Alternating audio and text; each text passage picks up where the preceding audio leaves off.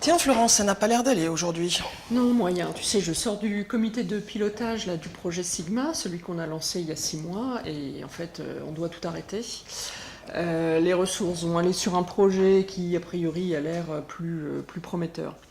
Donc moi, je sais pas trop comment je vais annoncer ça aux équipes, quoi. C'est le troisième projet qu'on arrête comme ça au bout d'à peu près 6 mois. Donc, tu vois leur niveau de mobilisation. Moi, ma motivation aussi, c'est pareil, que ça commence à fléchir. Comment toi tu fais quand tu dois annoncer à tes équipes que voilà, au bout de 6 mois, le projet est arrêté? Certes, Florence n'a pas le moral, mais comment s'y prend-elle? Classiquement, spécification, design, réalisation, et au bout de 6 mois, l'œuvre est née, dans le plus grand secret.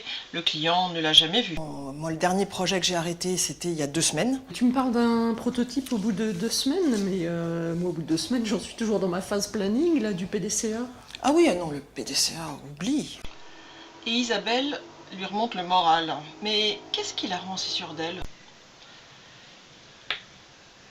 C'est tout simple. Des maquettes, des cycles courts et même des échanges avec le client. Un premier échange,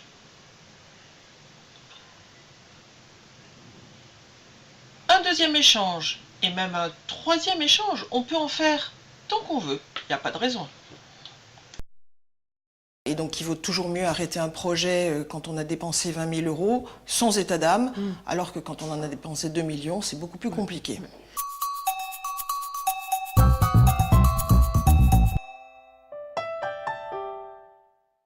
Moi, j'ai vraiment orienté depuis quelques mois mes équipes vers l'agilité. D'accord. Oh, tu m'avais dit que tu t'étais remise au yoga, mais... mais plus sérieusement, enfin, moi j'en entends en parler un peu partout, là, des méthodes agiles, mais voilà, en quoi ça consiste? En fait, il y a plein de méthodes dans la mouvance de l'agilité. La plus simple, et celle que nous connaissons tous, c'est la méthode des prototypes. Ils ont plein de vertus. Tout d'abord, le plus pratique, c'est celui qui permet de déminer les gros loups. Mais vous avez aussi celui qui permet d'orienter les besoins du client. Et enfin, le prototype qui inspire. Avancer beaucoup plus vite grâce à la visualisation de ces maquettes. D'accord. Voilà, sinon, tu as également la méthode des montants limites. C'est comme un forfait bloqué, ça? Oui, c'est presque ça. En fait, tu te fixes un montant budgétaire limite, tu te fixes un délai limite et tu te fixes l'utilisation maximum d'un certain nombre de ressources. Le contrat est clair.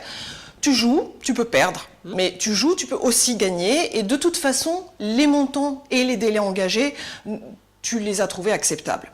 D'accord. Voilà, donc certains appellent ça des POC, des Proof of Concept. Ça fait très chic. Qu'est-ce que tu aurais comme exemple de POC? Eh bien, tout simplement, nous. Nous? Tout à fait. Je considère que Grain de Sel est un POC.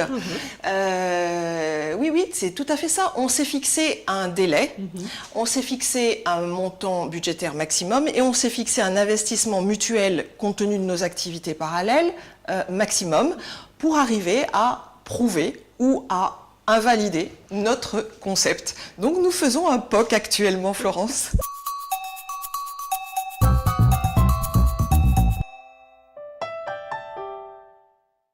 Piloter des projets en période de forte incertitude, cela peut être aussi s'organiser sur des périodes plus courtes. Par exemple, chez Google, systématiquement, ils sortent de nouvelles applications en version bêta. Et puis, ils les améliorent au fur et à mesure, à partir du moment où elles sont sur le marché. Alors, les méthodes agiles, si tu veux, c'est un petit peu un mixte de tout ça. C'est-à-dire que ce sont des méthodes de co-construction, itératives et également de cycles courts.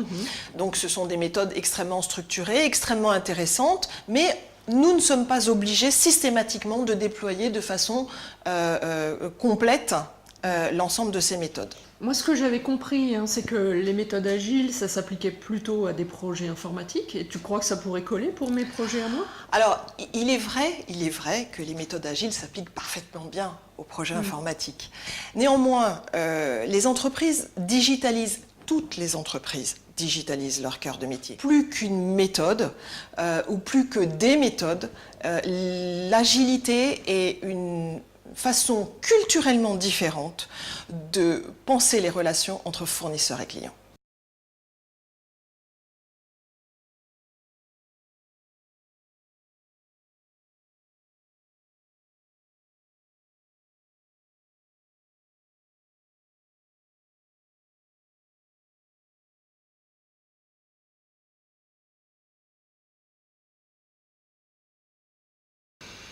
Eh bien écoute, moi ça m'a reboosté cette conversation. Hop, moi aussi je veux ma version bêta, allons-y.